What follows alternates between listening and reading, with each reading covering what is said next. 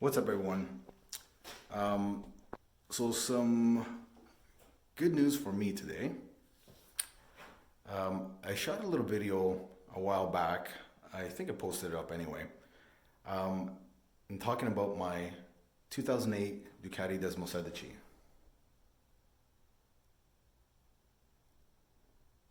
Now, as you can see, the fairings are off, and you see a little cloth tucked into the water pump hole, and that's because um, not long ago my water pump failed, and it's not a part for these bikes to fail. As far as all the research I could see, I haven't seen any type of failures.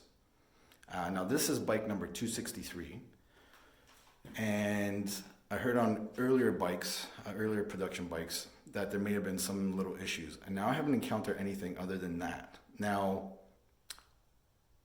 I'll explain it one day how I actually came across this bike and how I got it into my possession.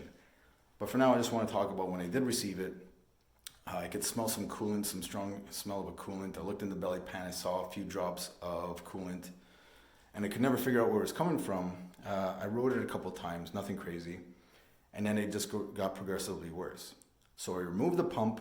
I replaced the O-ring that's on the end that separates the coolant from it separates where the coolant goes from the bypass from the actual oil, and put it back together, but it was still doing it.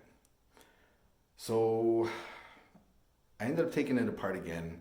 I brought the piece over to my friends over at Hybrid Racing, and we took apart the pump. At this point, I started doing some research, and I saw that it's not serviceable. So I said, well, let's just take it apart and see what's inside. Maybe we could do something with it.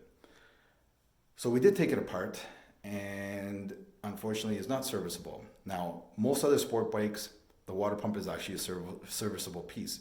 It has an internal gasket. They all pretty much work the same way. There's an internal gasket that once you open it up, you just have to replace the gasket, put some sealant, put it all back together, and you're pretty much good to go. With the Ducati water pump, because this bike is MotoGP derived, they wouldn't do that in MotoGP. If a part fails, the entire part just gets replaced. And this bike is basically a MotoGP bike, so they designed it the same way. It's basically is a clone of the bike from 2007, 2008.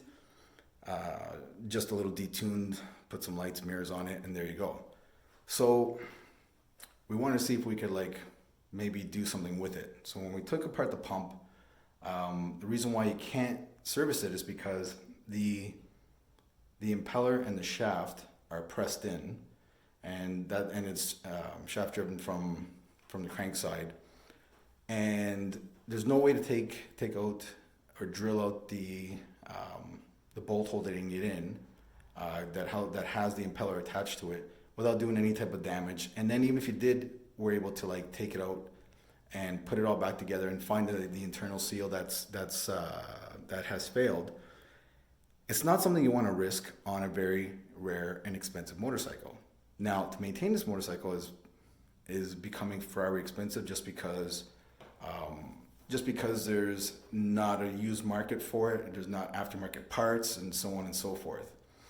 So I had to buy one brand new from the dealership, and this is what it cost for a 2008 Ducati Desmosedici in Canadian dollars.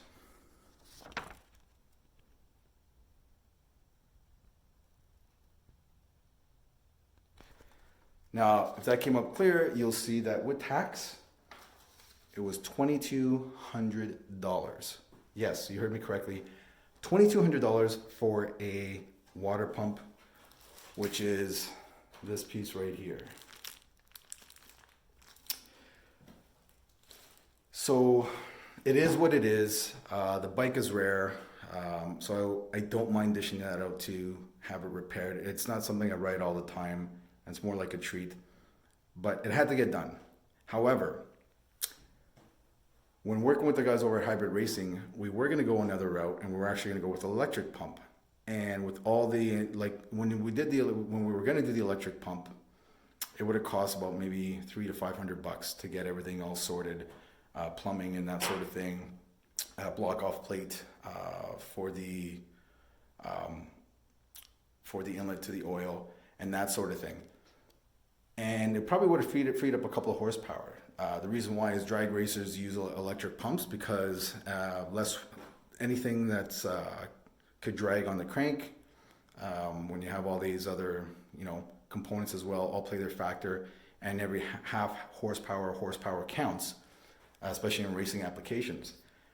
So we were going to do that. With the intent, when you're doing an electric pump, even on a super rare bike like this, it's all reversible. It doesn't do anything other than you having to buy additional hoses, maybe cut some hoses and so on and so forth. All with the intent that somewhere down the line, I was going to buy the pump regardless. So I said, you know what? I'm just going to buy the OEM pump because I want it to be original. So I have all the original pieces right now. I have aftermarket wheels. They're on my basement. The original wheels are in my basement and so on and so forth.